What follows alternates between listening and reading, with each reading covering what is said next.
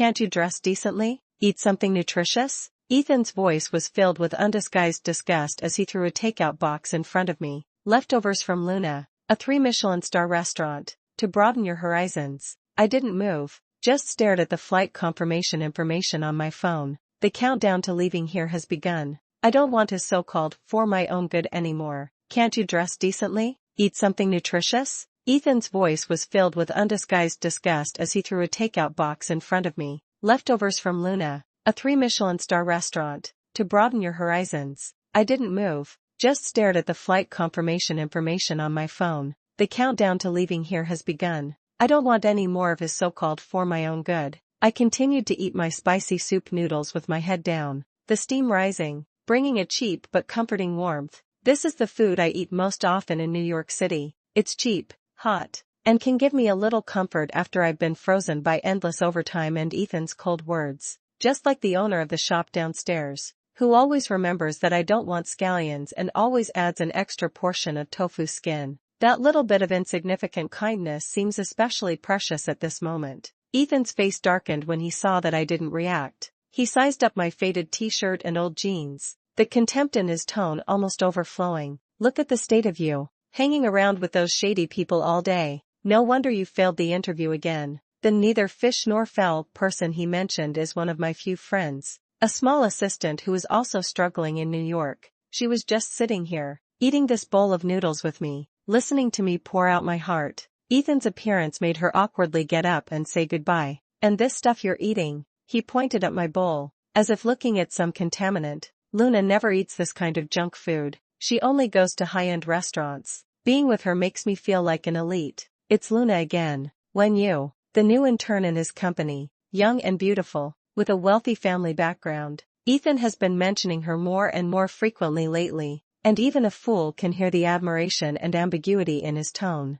I can't be bothered to pay attention to him. I just want to finish eating quickly and leave this suffocating place. My silence seemed to infuriate him. Ava, I'm talking to you. He suddenly raised his hand and knocked over the bowl in front of me. The scalding soup splashed all over me, and the red oil and noodles were scattered messily on the floor. Look at the kind of friends you make. That woman just now, you can tell she's just scraping by at the bottom. What good can you learn from them? He looked down at me, as if judging an incorrigible sinner. At that moment, all the forbearance reached its limit. I suddenly stood up and slapped him. The crisp sound echoed in the small living room. Ethan covered his face and looked at me in disbelief. Are you crazy, Ava? How dare you hit me? I hit you because you're a bastard. My voice trembled, not from fear, but from anger. For a woman you haven't known for long, you humiliated me, humiliated my friends, and even overturned my rice bowl? Ethan seemed to want to defend himself, but looking at the mess on the floor, he didn't know what to say. He probably never thought that I, who have always been tolerant, would do something like this. His eyes flickered, but he turned around and blamed me. Look at you. Is it worth it for a bowl of broken noodles? So emotional. No wonder you can't achieve great things. I couldn't be bothered to argue with him anymore. I bent down and silently cleaned up the mess on the floor. The takeout box he threw over broke open, and the contents scattered. It wasn't Michelin 3-star leftovers at all, but rather a few pieces of Wagyu beef that looked very expensive, as well as delicate desserts, barely touched. There was even a sticky note on the takeout box with Luna's delicate handwriting. Ethan, this Wagyu beef is super delicious. I specially saved it for you, Red Heart. So, even the so-called leftovers were a lie he fabricated to humiliate me. I picked up the few pieces of Wagyu beef and threw them into the trash without hesitation. Ethan's pupils shrank suddenly. What are you doing? That's very expensive. No matter how expensive it is, it's leftovers, I said coldly. I find it dirty. Ethan was so angry that his face turned blue, and he was about to explode when his phone rang. He glanced at the caller ID, his tone instantly softening. Hello, Luna. Yes, I'm home. It's nothing, just a small matter. Okay, you get some rest. After hanging up, the look in his eyes turned cold again. Just then, my phone vibrated. It was a new Instagram push notification from Luna. I opened it as if possessed. The latest story is a photo, a dimly lit bar background, Luna and a man's profile pressed tightly together, their lips almost touching. I couldn't be more familiar with the outline of that man's profile. The caption reads, "Lost the truth or dare game." The punishment is to kiss a handsome guy winking face #game night #dare. The angle of the photo is very tricky, like a sneak shot, but also like it was done on purpose. I turned the phone screen towards Ethan. His face changed drastically. What is this? I asked, my voice frighteningly calm. It's just playing games, a truth or dare thing. He avoided eye contact. His tone hurried. Don't overthink it. Luna just likes to play. Playing games? I laughed, laughing so hard tears almost came out. Then why didn't you want to play childish games with me before? Why did you have to choose meaningful movies even when watching a film? That's different. Ethan raised his voice, seeming to want to overwhelm me with his force. That was for work socializing. Expanding connections. What do you know? You stay at home all day. You don't have contact with high society. You can't understand my pressure at all. He paused, looked at me, his tone full of disappointment and accusation. Ava, you've really disappointed me too much. What am I working so hard for? Isn't it so we can buy a house in New York and live a good life? But what about you? You failed the interview, can't find a job, and all you do is complain. You're not ambitious at all. You are not qualified to tell me what to do, he added, his tone harsh. Look at Luna. She got an internship at Apex Corp at a young age, and her family can provide her with resources. What about you? What can you do besides holding me back? So, in his heart, I am this worthless. I took a deep breath, suppressing the turmoil in my heart. Ethan, I said calmly, let's break up. He froze for a moment, then sneered. Break up? Ava, what tantrum are you throwing now? Just because of a photo? A game? It's not because of the photo. I looked into his eyes. I told you after the last party, when you left me alone to take Luna home. Ethan frowned, seemingly trying to remember. That day was his department's dinner party, and he took me with him. Midway through, Luna said she wasn't feeling well and wanted to leave early. Ethan immediately grabbed his coat to take her home, leaving me alone there to face the scrutiny of a group of unfamiliar colleagues. When he came back 2 hours later, reeking of alcohol and Luna's perfume, I told him we were over. What did he say then? Oh, he said, stop it. I've had too much to drink. Let's talk about it tomorrow. Then he fell asleep. It turned out that he didn't care at all. Or rather, he didn't care at all. You remembered? I asked. Ethan's expression was a little unnatural. That day I drank too much. And Luna is just a young girl. I wasn't comfortable letting her go back alone. So, you could just leave me alone? Didn't you have my colleagues there? He said matter-of-factly. Besides, you're an adult. Do you need me to watch you all the time? I couldn't argue anymore. The difference in values had already doomed the ending. In short, I said, we broke up. I'm moving out tomorrow. It seemed that Ethan realized I was serious only then. He was a little flustered, but quickly regained his superior attitude. Move out? Where can you move to? Back to your godforsaken little town? He sneered. Ava, don't be childish. I know you can't find a job and you /re under a lot of pressure, but you can't be so willful. He paused, his tone softening a little, as if trying to play the emotional card. We've been together for so many years, and we're about to buy a house and get married. Are you kidding me by saying we should break up now? I'm not kidding. I interrupted him. Buy the house yourself. I can't afford New York's housing prices, and I don't want to live your so-called /elite life. You. Ethan was exasperated. You /re just not ambitious. Your horizons are too narrow. Just then, as if he remembered something, he suddenly pointed in the direction of the bathroom /. Oh right. The toilet paper is gone again. How many times have I told you? Remember to buy it when you run out. You can't even do this little thing well. What else can I expect you to do? As he spoke, he shook his head /. Look at Luna. She's so young and she can arrange things in an orderly manner. What about you? Poor and petty. I looked at him and suddenly felt it was ridiculous. Toilet paper. I bought it yesterday and put it in the storage cabinet. I said calmly, you just can't find it yourself. Ethan was stunned, then became angry. So what if you bought it? You live in my house, use my things, and even haggle over a roll of toilet paper. Ava, let me tell you, starting next month, you'll pay an extra 1,000 yuan in rent. Otherwise, get out. This is what he calls love, what he calls the future. Even a roll of toilet paper can become a tool for him to gaslight me. I am completely disheartened. No need, I said. I'm leaving tomorrow. Ethan probably thought I was still sulking, snorted coldly, and ignored me. After a while, He came over with a greasy street pretzel, like some kind of handout. Here, for you. Luna doesn't like this. You got lucky. It's Luna again. Only what she doesn't like is left for me. I dodged to the side, and the burrito in his hand wasn't held steady, directly rubbing against my clothes, leaving a large oil stain. What are you doing? Ethan flared up first. Why are you dodging? You've dirted my clothes. I looked down at the oil stain on my t-shirt, then at his matter-of-fact expression, and felt only absurdity. He didn't even notice that it was my clothes that got dirty. It's Ethan. He then changed the subject back to work. Speaking of which, how did that Apex Corp interview of yours go? Did you screw it up again? How many times have I told you to work hard and be ambitious?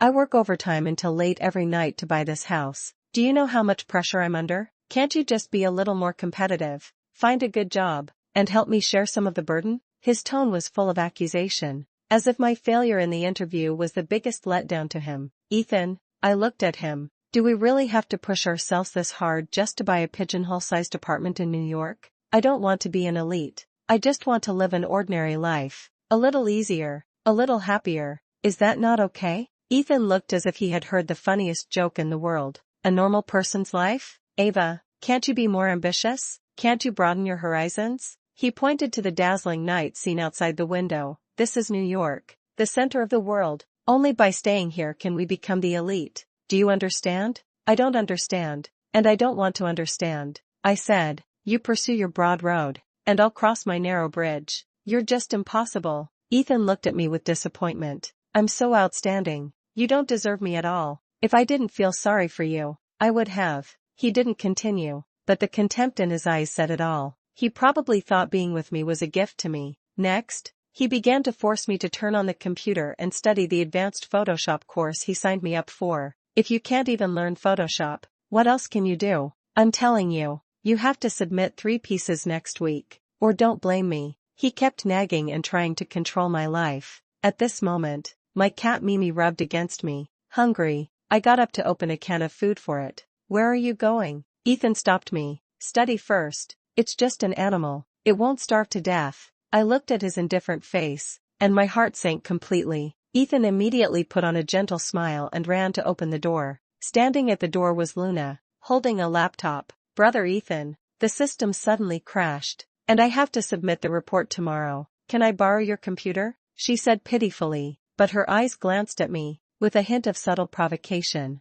Of course, come in quickly. Ethan took her computer eagerly and let her into the house. It's cold outside, right? Sit down quickly. He settled Luna on the sofa and busied himself, pouring hot water and getting snacks. Ava, he turned to me and ordered, make some midnight snack. Luna has worked hard overtime. I watched their intimate interaction as if no one else was there, and I just felt a churning in my stomach. I didn't move. Ethan frowned, but in front of Luna, he was too embarrassed to lose his temper. He went to the kitchen himself and clumsily cooked 2 bowls of frozen dumplings. In the living room, only Luna and I remained. She looked at me, a smug smile on her lips. I got up, walked into the bedroom, and closed the door. Through the door, I could hear their hushed voices and laughter. After a while, I quietly opened a crack in the door. They weren't working overtime at all. On Ethan's computer screen was the most popular massively multiplayer online game. The man who once mocked me for playing Link Link as childish and refused to watch any in-depth movies with me is now beaming and playing online games with Luna. The two are very close, their shoulders almost touching. Luna let out a silvery laugh, occasionally nudging Ethan with her elbow. Brother Ethan, you're amazing. Of course, take a look at who I am, Ethan said triumphantly. Ugh, I died again. It's all your fault for not protecting me just now, Luna said coquettishly. Okay, my bad. Next round I'll stick to you like glue, alright? Ethan's tone was sickeningly doting. I silently closed the door. My heart was already ice cold. Just then, I heard Luna ask in a low voice, Ethan, your girlfriend, doesn't seem too happy? Ethan chuckled, his voice not loud, but clearly audible to me. Leave her alone. She's just a nanny who's willing to be beaten and takes the initiative. She can help me share half the rent and sleep with me at night. The price-performance ratio is quite high. Besides, with her as a shield, my mother won't urge me to get married every day. When I get the house settled and gain a firm foothold, I'll consider finding someone well-matched to me. Luna, You are different from her. You have a promising future. It was as if something exploded in my mind. Nanny? Share the rent? Sleep with him? Ward off disasters? So, in his eyes, I'm just such a cheap and convenient tool. All the affection, all the effort, have become a joke. I turned around, walked to the dressing table, and opened the drawer. Inside, a diamond ring lay quietly, the one Ethan gave me when he proposed last month. He said that once we bought a house, we would get our marriage certificate. Now it seems so ironic. I picked up the ring and clenched it tightly in my palm, the cold metal digging painfully into my skin. Then, I pulled up the suitcase that I had packed long ago and took one last look at this place that I once thought was home. Goodbye, my foolish love. I didn't disturb the two people in the living room and left quietly. Walking on the cool New York streets in the early morning, I called a ride-hailing car and went straight to the airport. Outside the car window, neon lights flickered. This city was as prosperous as ever, but also as indifferent as ever. I remember last winter. It was also a rainy night like this. Ethan needed an important document urgently and asked me to brave the rain to send it to his company. When I arrived, I was soaked to the bone and shivering with cold. He took the document, just frowned and said, "Why are you so slow?"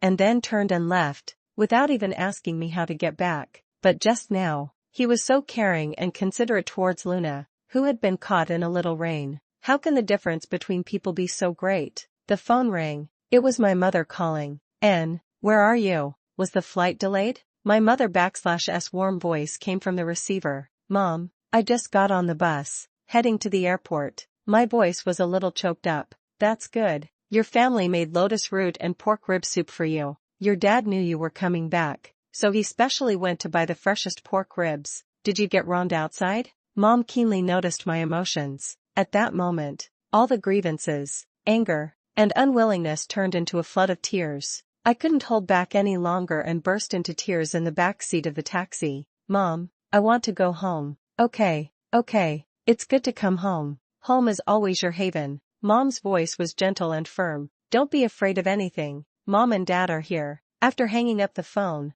I wiped away my tears and looked at the street scenes receding rapidly outside the window. Goodbye, New York. Goodbye to that elite dream that didn't belong to me. A few hours later, the plane landed in a familiar city. Stepping out of the airport, the moist and warm air rushed towards me, carrying the unique comfort of my hometown. My parents were already waiting at the exit, and they immediately came up to greet me when they saw me. Mom hugged me tightly and patted my back, saying, "It's good to be back. It's good to be back." Dad took my suitcase. Although he didn't say anything, the love and concern in his eyes made my eyes well up again. Back home, a steaming bowl of chicken noodle soup was already on the table. The rich aroma dispelled the haze and fatigue of the past few days. I drank the soup, feeling a long-lost warmth and peace, and my cold heart was gradually soothed. This is home. This is life. In the evening, I checked my phone and saw Ethan's updated Facebook status. Sometimes, choice is more important than effort.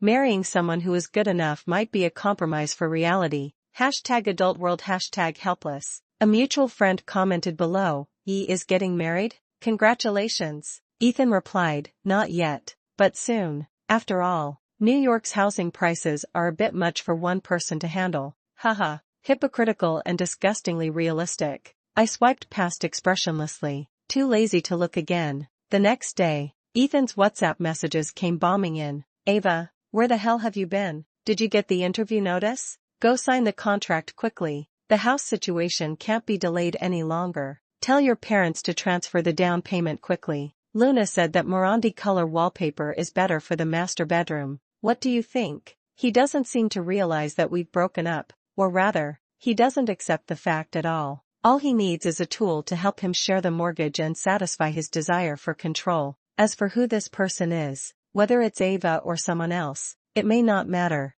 I replied calmly, "Ethan, we've broken up. Buy the house yourself. I wish you happiness." Then, I decisively blocked him and deleted all contact information. Not long after, a strange number called. I answered, and it was Ethan's exasperated voice. "Ava, what do you mean? Blocking me? Breaking up? I'm telling you, it's impossible. I've sacrificed so much for you, all for your own good. Who am I working so hard for? Isn't it so we can have a home in New York? And you just leave, without understanding my good intentions at all." His voice was full of grievance and anger, as if I was the one who had let him down. You don't understand, Ava. You have no idea how much pressure I face outside. How much did I sacrifice to get the offer from Apex Corp? I work like a dog every day to save enough for a down payment. Do you think it's easy? I'm doing this for our future, to give you a better life. How can you be so selfish? Just because of a small thing, a little misunderstanding, you want to ruin everything we have?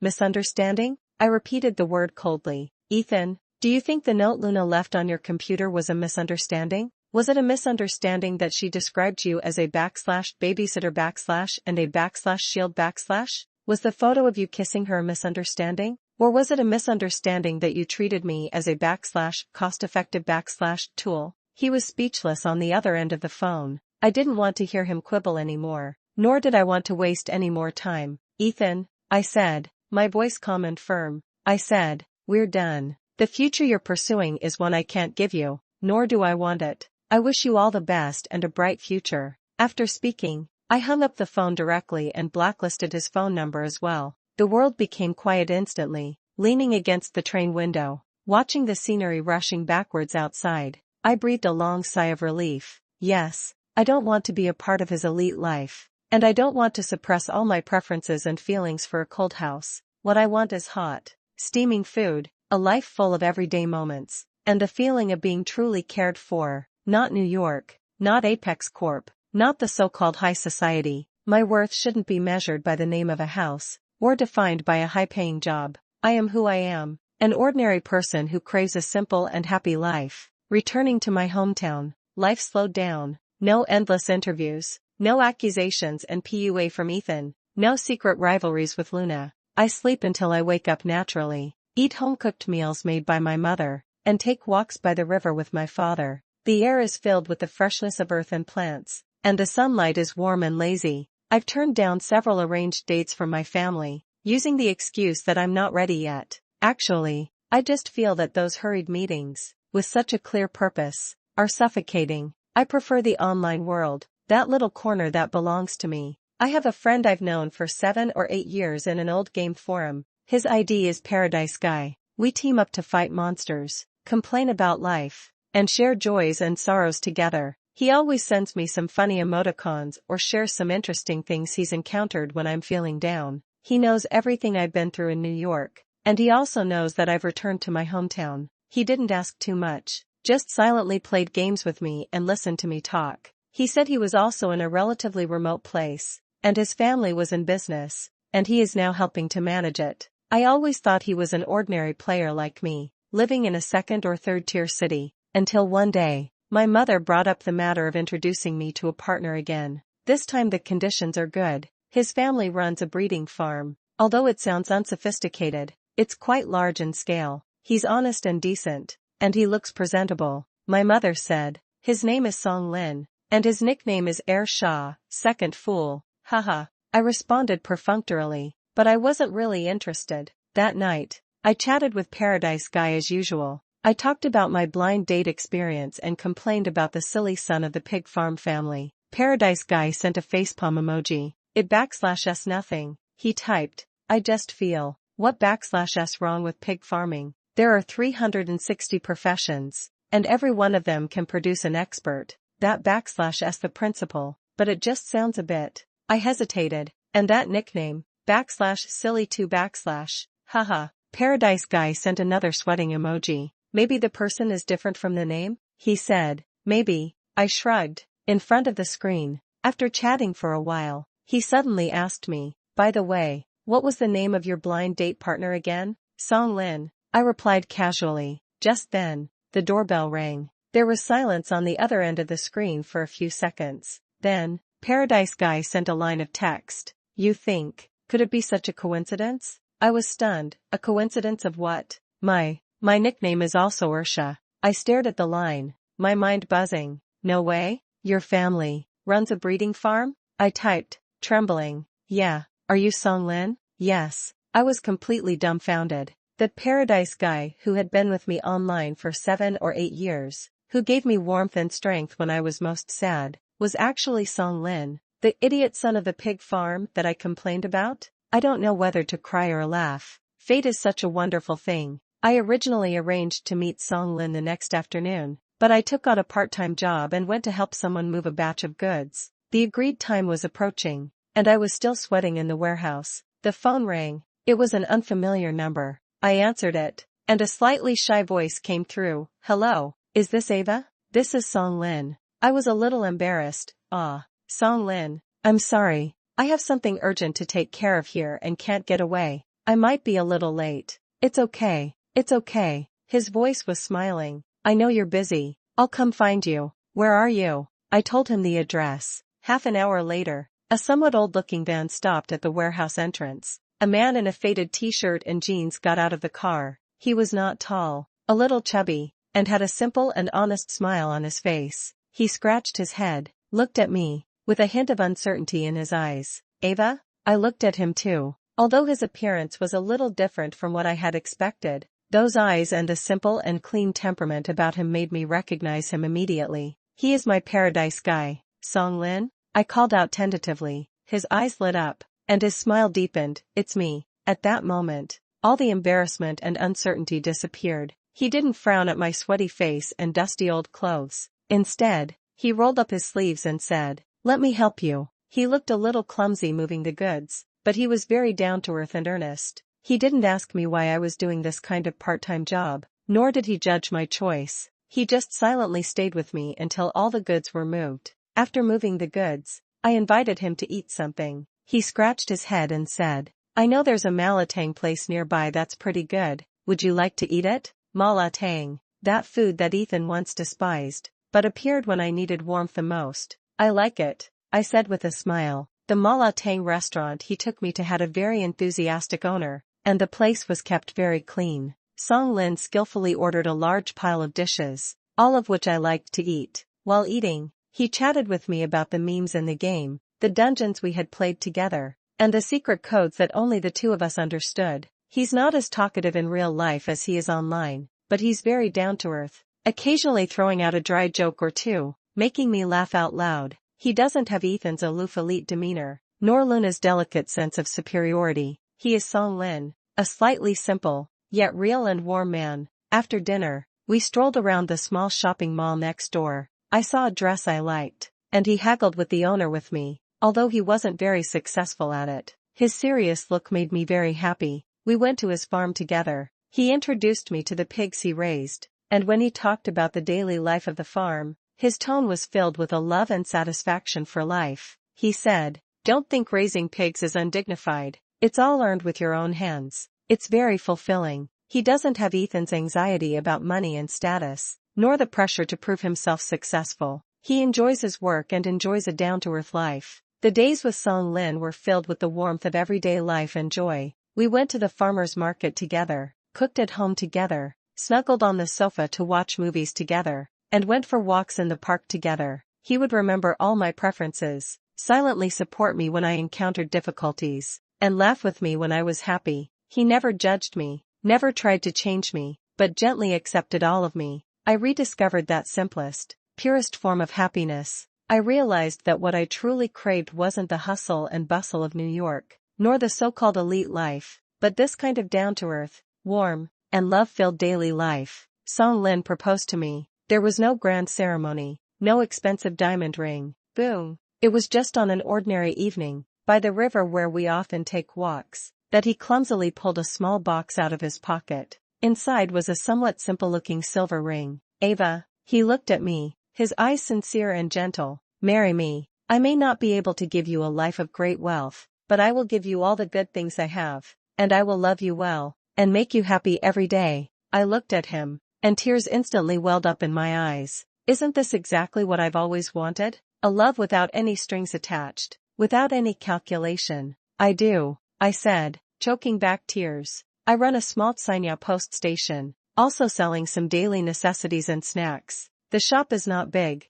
but it is decorated very warmly, dealing with customers coming and going every day, sending and receiving express deliveries, selling small items. Life is busy and fulfilling. Song Lin is busy at the farm, although it is hard work. He enjoys it. Our life is simple and stable. It was pouring rain outside that day. I was sitting in the store organizing goods when the door was pushed open. A man, soaked to the bone and dressed in a suit, stood in the doorway, looking a bit disheveled. He took off his glasses, revealing a face that was both familiar and strange to me. He looked at me, his eyes complex. "Ava?" His voice held a hint of disbelief. "How are you here?" He sized up my little shop, the contempt and disdain in his eyes reappearing. You're content to stay here and watch over this broken-down shop. Ava, you're giving up on yourself." I looked at him, my heart without a ripple. "Goodbye, Ethan." "Ethan," I said calmly, "this is my hometown. This is my store." He didn't seem to listen,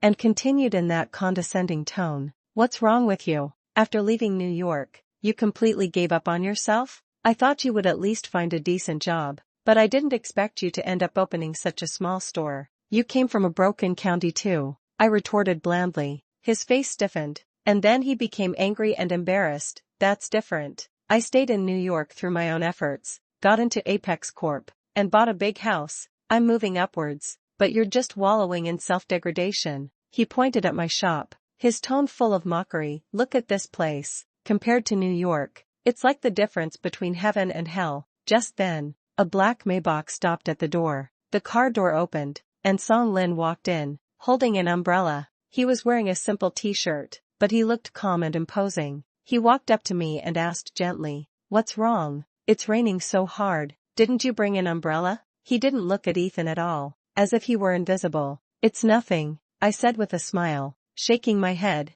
"You're here." Song Lin then looked at Ethan with a hint of doubt in his eyes. "And who is this?" "An old friend," I said. Ethan looked at Song Lin, then at the Maybach, and the contempt in his eyes instantly turned into shock and disbelief. He probably never imagined that I would be with a man who drives a Maybach. You're married?" he asked, his voice trembling. I nodded, "Yes, for 3 years." Ethan's face turned pale instantly. He seemed to have suffered a huge blow. Standing there, motionless. "Song Lin," I said, "let/s go eat Mao Kai. I kind of want to eat it." "Okay," Song Lin immediately said with a smile. "You can eat whatever you want." We ignored Ethan, locked the store door, and got into Song Lin's Maybach together. Ethan seemed to be nailed to the spot, and it wasn't until the car drove away that he suddenly came back to his senses and quickly followed. He probably wanted to see what kind of man I, a willingly degenerate woman, had found. We went to the best Mao Kai restaurant in town.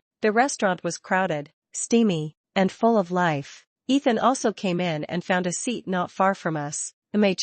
He watched us order a bunch of dishes and started frowning again. "Ava, you still don't pay attention to your diet," he said, with a familiar tone of criticism. "Eating too much of this stuff is bad for your health and has no nutrition." He looked at Song Lin, as if seeking agreement. "Did you know? When she was in New York, she liked to eat this junk food, and no amount of persuading would work." Song Lin picked up a piece of tripe for me and said with a smile, "I think it's fine, as long as she likes to eat it." Then he looked at Ethan with a playful look in his eyes. "Mr. Ethan, right? Ava told me that you are doing very well in New York." Ethan immediately perked up and began to boast about his life in New York, his work, his house, and his elite circle. As he spoke, he sized up Song Lin, his eyes carrying a hint of incomprehension and superiority. He probably thought that although Song Lin drove a luxury car, he still didn't measure up to him. "This New York elite. New York does have a lot of opportunities,"